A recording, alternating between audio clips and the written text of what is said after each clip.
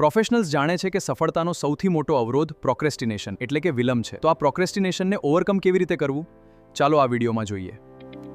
આ પ્રોકાસ્ટિનેશનને આપણે સમજી તો લીધું, પણ એને ઓવરકમ કરવા માટેની કોઈ ટેકનિક તમે શેર કરી શકો?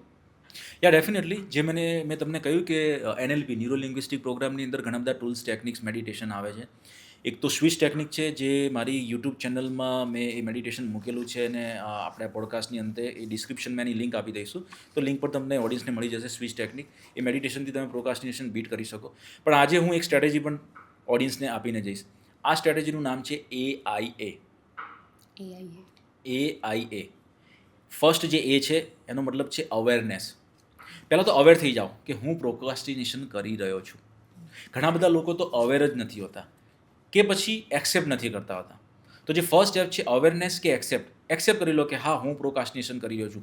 મારે વર્કઆઉટ કરવું છે, પણ હું પ્રોકાસ્ટિનેશન કરી રહ્યો છું. મારે બુક રીડિંગ સ્ટાર્ટ કરવું છે, મારે મારો બિઝનેસ સ્ટાર્ટ કરવો છે, મારે યુટ્યુબ ચેનલ સ્ટાર્ટ કરવી છે, મારે પણ એક પબ્લિક સ્પીકિંગ ટ્રેનર બનવું છે. તો પહેલાં અવેર થઈ જાઓ.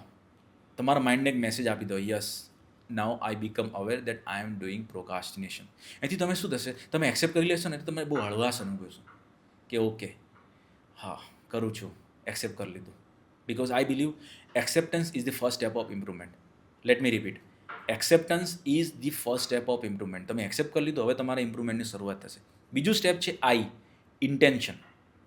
લખો. તમારી નોટ પેન લઈ અને લખો એની અંદર ઇન્ટેન્શન શું છે. તમે આ જે કામ કરવા માંગો છો એની પાછળનું ઇન્ટેન્શન શું છે. અને બે વસ્તુ ખાસ ડિટેલમાં લખો, pain of not doing and gain of doing. હું ફરીથી રિપીટ કરીશ, પેઇન ઓફ નોટ ડુઈંગ. જે કામ તમે કરવા માંગો છો એ ખરેખર તમે નહીં કરો તો એનું પેઇન શું આવશે તમારી લાઈફમાં. આપણે વર્કઆઉટનું જ એક્ઝામ્પલ લઈએ, તો હું વર્કઆઉટ કરવા માગું છું, મારી હેલ્થ પર કામ કરવા માગું છું, પણ જો હું એ કામ નહીં કરું તો શું થશે?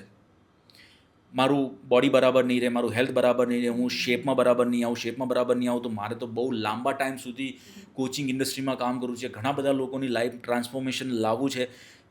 હું પછી વધારે કામ નહીં કરી શકું, કદાચ 58 યર્સે મારે રિટાયર થઈ જવું પડશે, મારા અંદર બધા ડિઝીઝ આવશે, તો એકચ્યુઅલી જે એનર્જી સાથે મારે કામ કરવું છે નહીં કરી શકું, મારી ફેમિલીને ઇન્સ્પાયર નહીં કરી શકું, મારા ક્લાયન્ટ્સને ઇન્સ્પાયર નહીં કરી શકું.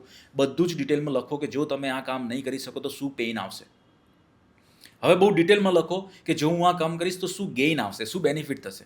જો હું મારી હેલ્થ પર કામ કરીશ તો મને હેલ્ધી ફિલિંગ આવશે, મને કોન્ફિડન્સ આવશે, મારું બોડી શેપમાં આવશે, તો હું આજુબાજુના લોકોને ઇન્સ્પાયર કરી શકીશ, મારા ફેમિલીના લોકોને ઇન્સ્પાયર કરી શકીશ, મારા સનને ઇન્સ્પાયર કરી શકીશ, તો એ પણ એની હેલ્થ પર કામ કરશે, મારી વાઈફ પણ એની હેલ્થ પર કામ કરશે.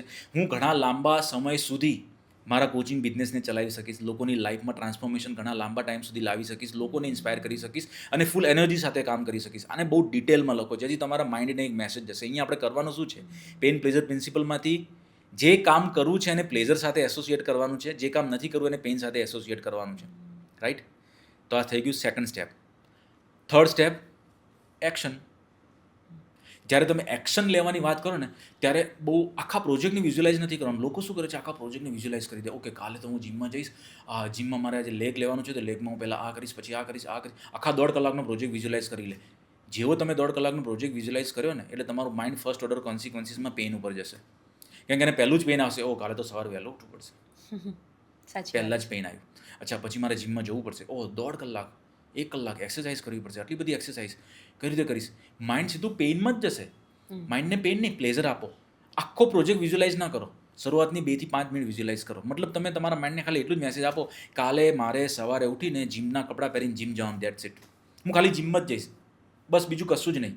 પછી ભલે તમે જીમમાં જઈને ઇન્સ્ટાગ્રામની રીલ્સને સ્ક્રોલ કરતા રહો, ખાલી આટલો જ મેસેજ આપો.